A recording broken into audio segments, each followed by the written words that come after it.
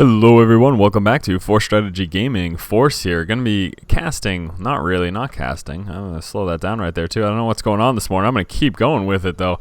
I'm going to be doing a strategy video for you this morning. Hopefully you guys enjoy it. It's going to be a Protoss strategy. That is what we're going to be looking at today. Now, the featured player here is Mouse's Mana, and the opponent is going to be Mouse's Morrow. So Mana versus Morrow, Protoss versus Terran. And again, this is going to be a Protoss strategy that we're taking a look at today. Before I get into discussion of the strategy, I want to let you know that there was a strategy video just posted yesterday from David of the SC2 Onin Shack. If you haven't checked it out, go ahead and do so. Again, it is a Terran strategy talking about tank contains against Protoss. Pretty solid. Definitely some good job there, so give him some support. He's a great caster, definitely worth checking out. And let's get into the Protoss strategy. Well, what we're going to be looking at today is a couple of things.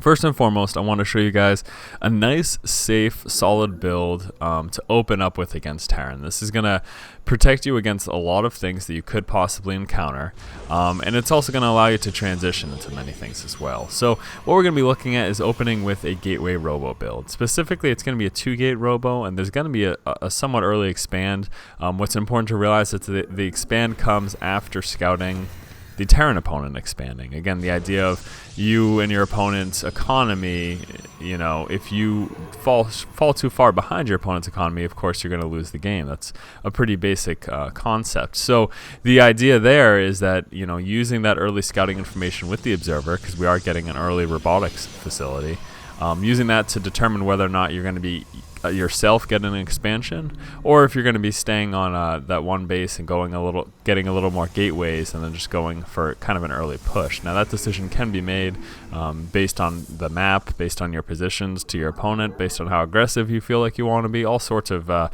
factors do play into this, but giving you those options is what's really important. So again, it's going to be a Gateway Robo opening, and then transitioning into later game harassment. That's something else I want to talk about, using things like war prisms to harass your opponent, trying to hit from multiple angles. That's a really big, really important thing to learn how to do in StarCraft. If you can learn to harass on multiple fronts against your opponents, you're going to be in a really solid spot, because there's many players, especially in the lower leagues, who just can't deal with that type of harassment, aren't capable of multitasking enough. Now you can see here Mana trying to move up. There is that wall off though, and he does see that marine building due to the lighting up there in the barracks. So in seeing that, he knows he's going to have to pull back with that probe sometime in the near future, because he doesn't want to lose it, of course.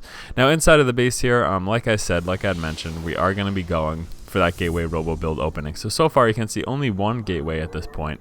We are about 27 supply in. So typically if we were going for something like a 4-gate or a 3-gate Blink Stalker, you would see an additional building by this point. But no, waiting until that first 100 Vespian comes up after, you know, of course, researching that Warp Gate research and getting that first Stalker. And then the next 100 Vespian after that, still on this one gas, is going to be used for dropping that Robotics Facility. So let's look at the opening thus far. It's been pretty standard with the 9 Pylon, 12 Gateway, 14 Assimilator. At 18 supply, that Cybernetics Core came up. 24 supply, when that core was up, you want to get that Warp Gate research right away. And then at 28 supply was that Robotics. So basically what happens is opening up with that first Zealot coming out. As soon as that Zealot's finished, right about then, there should be that Cybernetics Core finishing up, and then you can get that Stalker. Going to be getting a second Zealot as well. We aren't able to get that Sentry right after, just because we spent our gas here on this Robotics Facility. I'm also going to be getting the second Assimilator here at 32, and then at 33 supply comes this second Gateway. So right now, just on 2-gate Robo, first observer is going to get chrono boosted out, and once scouting your opponent, that's when that major decision is going to come as to whether or not you decide what you want to do. Now, something I will mention is that in skipping that Sentry right off the bat, you can see that Sentry isn't in yet. In fact, it's not going to be in until after this Warp Gate research finishes. It is possible, of course, to have gotten it in place of this Zealot. So if you are worried about really early aggression, getting that Sentry out after that first Stalker and those 2 Zealots would be a good idea, of course, but that's entirely up to you. So you can see right now we are going to have Mana move out with that observer. He wants to scout exactly what his opponent's doing and then base his decision as to what he does next off of that. So we can see here, seeing a 3-gate, he knows obviously heavy bio build, actually 4 gates right now. So a heavy bio build's coming up, but he also sees that expansion. So he knows his opponent's probably not going to be too aggressive anytime in the near future. So instead of continuing off of one base, you're going to see him go for this pylon right here, and then drop this expansion. So there you go. Expansion's going to be going down if you can get past that zealot right there. Expansion's going to be going down, and then he's going to just continue to try to defend himself. He's going to use what he has for units as early game defense. Now, also having that sentry and stalker over here. This, of course, was for the possibility of Banshee defense. But what I want to talk about is how it was kind of a safe opening against a lot of things you could encounter. You know, starting off with those early 2 zealots in the stalker, that's going to help protect you against most super early aggression with a few marines and a few marauders. If you seem outmatched during a push, just make sure you pull a few probes off the line to help you, especially without that super early sentry, because you did spend that next 100 gas. Again, after getting that warp gate research in that first stalker, that next 100 gas is spent on this robotics facility. So since you don't have that really early sentry, pulling down probes may be necessary to help deal with any early aggression. That's just something to consider. Now you can see here, Mana is moving forward, checking the front water, checking the waters here, moving out front. He wants to see what his opposition looks like. Now with this observer, that's a little too much right now. I wouldn't really look to engage with that size army against this amount of marines and marauders, especially since they likely have stim pack, and they of course do here. So again, the safety of this opening is something that I want to touch on. You know, opening up with those 2 zealots and the stalker, then going straight for that robotics there, and then getting that observer out. That's going to protect you against early cloak banshees, right? You have the observer, you have the stalker. You could of course get a second stalker in as well, and that's going to help, you know, take out the banshees and the observers, of course, for that cloak detection. But then aside from that, you do have that early game defense from those pushes. Once that warp gate research comes in, and as soon as you get that first sentry, you can block off that ramp up until the point that they can get drop ships and drop in your base. You're going to be pretty safe. But from this point, seeing the opponent expand, the next decision is going to be, all right, I need to get that advantage of some sort, because so far nothing's really happened in this game. There hasn't been any major attacks. Nothing's really gone on. So you can do all sorts of things to try to get the advantage, but what we're going to see here is Mana's going to be using some more Prism Harass, and this is a really effective tactic. Starting off by dropping some zealots in the mineral line is going to be very effective. You can also see right here we do have a Dark Shrine coming, and that's something else to consider. Being able to use War Prism as Dark Shrine, very effective. Now you're going to see not a lot of SCVs were lost there. There's 1 kill for that zealot, and what are these other zealots here? 0 kills, 1 kill. So there's only 2 SCVs that died, but the important thing to realize is that all that time not mining is what the issue was. He spent a bunch of time not mining. Actually going to be leaving that 1 zealot in there to wreak havoc while these marines try to chase down that war prism. But all that not mining time is what's really important to pay attention to, because that right there, that's a slight advantage for you, right? I mean, he spent a bunch of time not mining, so that gives you a slight advantage. So again, coming out with this Dark Shrine, and once that's up, we're going to be trying to abuse that as much as possible. Also moving up to those Templar archives. High Templar, of course, going to be very, very effective against a bio-heavy build. Again, with this great observer placement, he's seeing everything that's going on. He knows that there's a bio-heavy army from his opponent. So choosing to get that Templar Archives is going to be the right choice. That or going for Colossus, that could be another thing. Now what we're going to see here, especially on this map, this is very abusable. If you have this up here, I'm going to pause real quick because I want you guys to see this. If you have this up here, your opponent can actually not see it. Take a look at that. And that's going to be the case behind all the mineral patches here on this map. You just have to find the right locations. But behind all the patches, there are these spots where you're going to be undetectable, unless of course he gets air or vision of the high ground from like a scan or something. But very, very abusable. Very, very, very abusable, of course. Again, look, no idea. Morrow has got no idea that we are up here with this War Prism. Mana is nice and safe and tucked away. So he's going to take full advantage of this. He's going to use the War Prism for dropping. He's going to use the War Prism for warping units. That's clearly obvious. Those are the two things that a War Prism does. But using this to distract your enemy and to hit from different angles and do all sorts of harassment, that's the important thing. And then at this point, you're going to see Mana is continuing to planning on macroing up. He's obviously going to get this high yield expansion here because he did get rid of these rocks. And that's basically all he's doing is just, continuing up his production. He's continuing the pro production, going for those upgrades, and just making sure he's using that warp gate cooldown whenever it's up. And that's that. That's how you like I've mentioned before, that's how you play this game. So let's pick it right back up and follow Mana's harassment with this War Prism. Right now, just chilling out, moving some units forward. He wants to see what's going on. These are, of course, the Dark Templar. So now that Dark Templar are up, this is when you can really start to abuse things. Going to be dropping some Zealots in the mineral line here. And then while he's distracted with that, going to be moving over in this direction and warping in some High Templar. So forcing your opponent to have to focus on multiple things at once, that is of course a really good thing to try to do. You can see there is that Dark Templar, and the Zealots are wreaking havoc right in the main base, and it's kind of forcing your opponent like, which one do I do? Which one do I pay attention to? So this whole time, because that Zealot was there, none of those SCVs were mining. He was forced to pay attention to that DT, and again, that's one of those things that's still giving you that slight advantage. Now we can see here, Mana is just going to camp up this War Prism right here, and this is actually, if you can manage to get away with this, you're going to be in a solid spot, but Morrow just does not pay attention to this high ground area for, I think, this entire game. I don't recall exactly, but I'm pretty sure for almost this entire game. There we go, putting a Dark Templar over there, but I mean, just if you can abuse this high ground, you're going to be in a really good position, most certainly. So you can see warping in 2 Dark Templar, and instead of sending them both to the main base, sending 1 to the natural, 1 to the main. And even with that there, still having the ability to kill a few SCVs almost makes it worth it. Obviously, he would have liked to kill a few more to make it fully worth the cost, but either way. And then this whole while, he's been back at his base getting those upgrades. You can see that Storm has been upgraded, getting that amulet as well for that increased energy for those High Templar when they're warped in, and the expansion is coming in as well. So using the harassment to distract your opponent and you taking advantage of that to get up your expansion, that's of course a great idea and something you definitely like to do. Now, if you're going to be going for something like High Templar, it's going to be a good idea, especially against a bio-heavy army, to get that charge upgrade. You would like charge lots coupled with High Templar. It's going to be really effective of mopping up that bio army. The idea, of course, is you charge into your army and you storm behind them. Now, when you charge forward with the Zealots, clearly the opponent's going to want to try to micro away. But if you put the Storms behind them, they'll be microing away into Storm. And that's obviously a good situation for you, because either way, whatever they choose to do, they can stay in the face of the Zealots or they can walk into the Storm. Either way, they're going to be taking lots and lots of damage.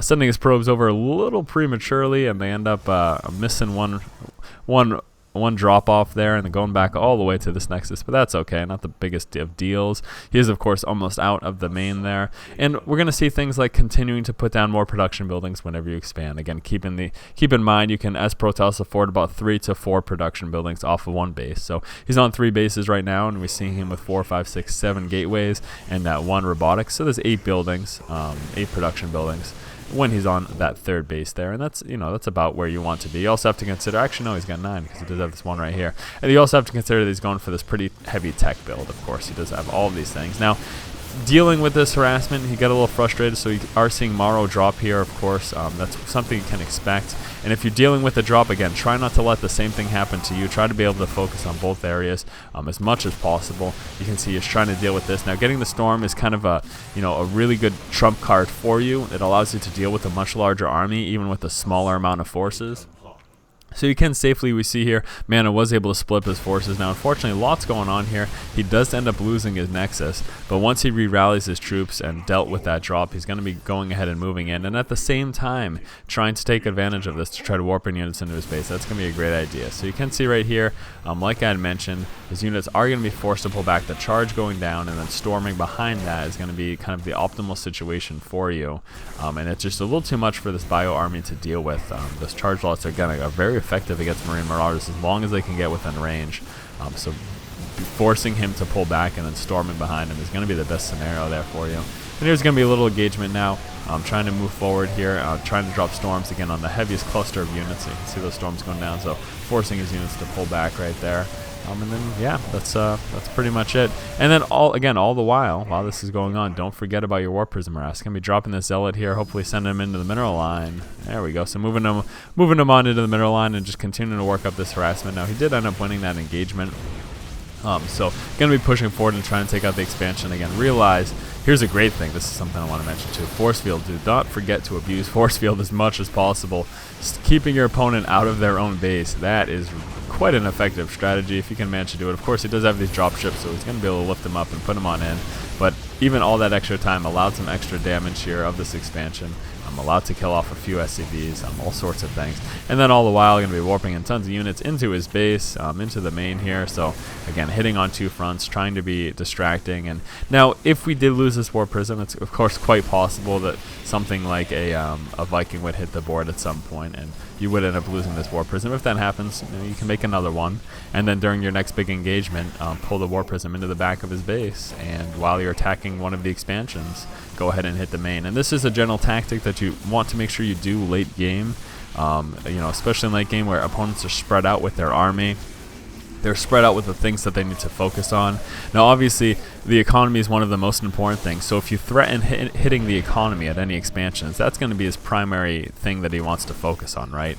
If you threaten to hit the economy by pushing forward with an attack, he's going to immediately respond by bringing most of his forces there to defend against it, because that's kind of one of the most precious things.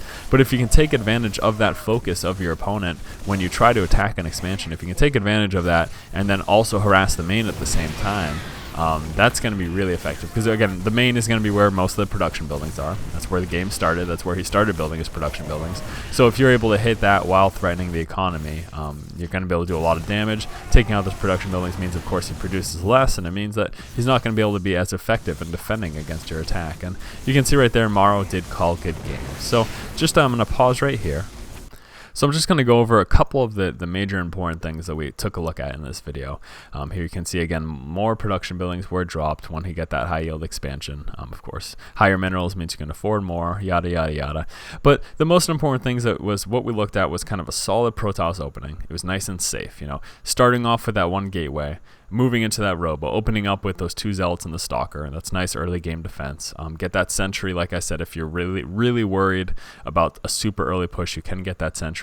But then following up that one gateway with that Robotics and getting that Observer, that's going to protect you against Cloak Banshees. That's your two biggest threats when it comes to early pushes against Terran are going to be those two things: an early Marine Marauder push or Cloak Banshees. Maybe even dealing with something like a Hylian drop, that's a possibility as well. But the good thing is that with that early Observer, you can see it coming before it drops, as long as you move into his base as soon as that Observer comes out. And then after that initial early game, we saw proper response to an opponent. Once moving in with the Observer, you did see that Mana saw that expansion, so his decision at that point was I'm not going to continue to play on one base. I'm going to get an expansion myself. I don't want to fall behind an economy. And then after that, the majority of the game was really a whole bunch of harassment from the Warp Prism, just a ton of dropping in the main, again, trying to split up forces, attacking the main mineral line, and then attacking the expansion at the same time.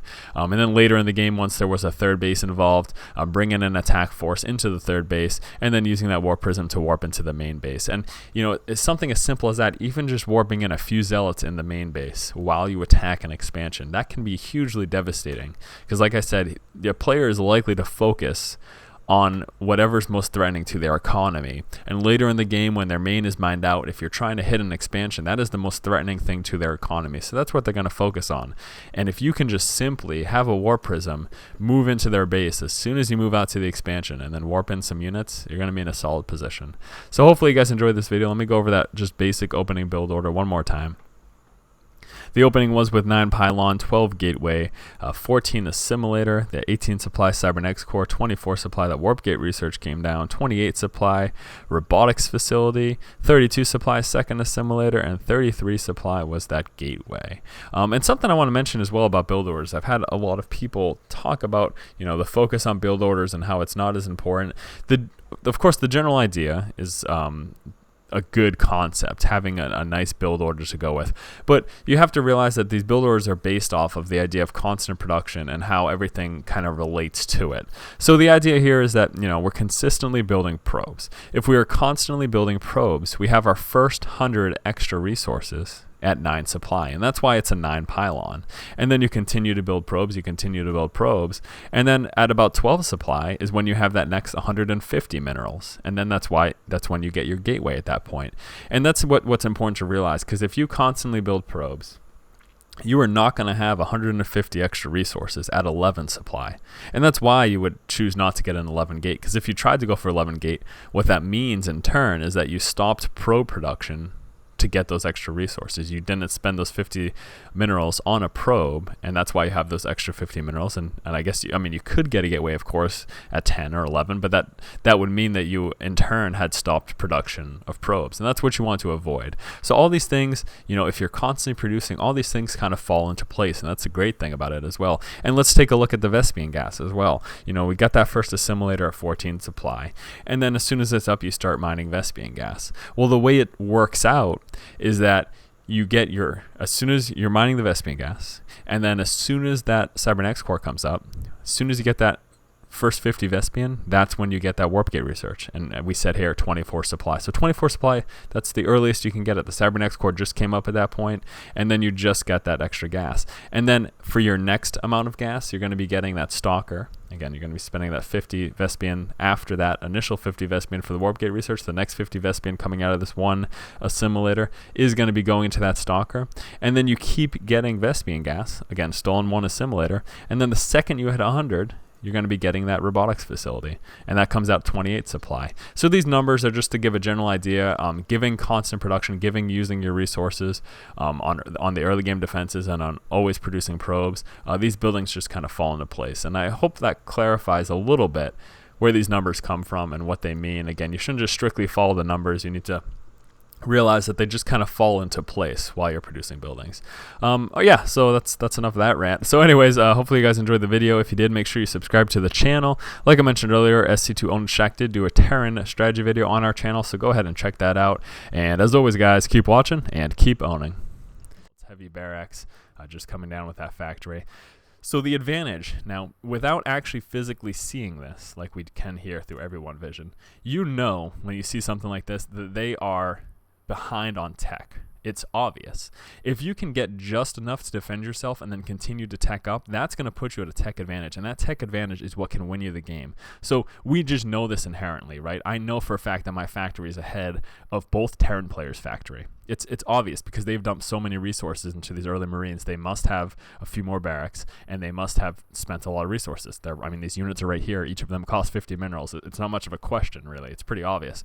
So in knowing that we get just enough to defend, we use the advantage of the bunkers to defend ourselves. And actually, Tempest is going to be coming down and placing a few cannons eventually as well.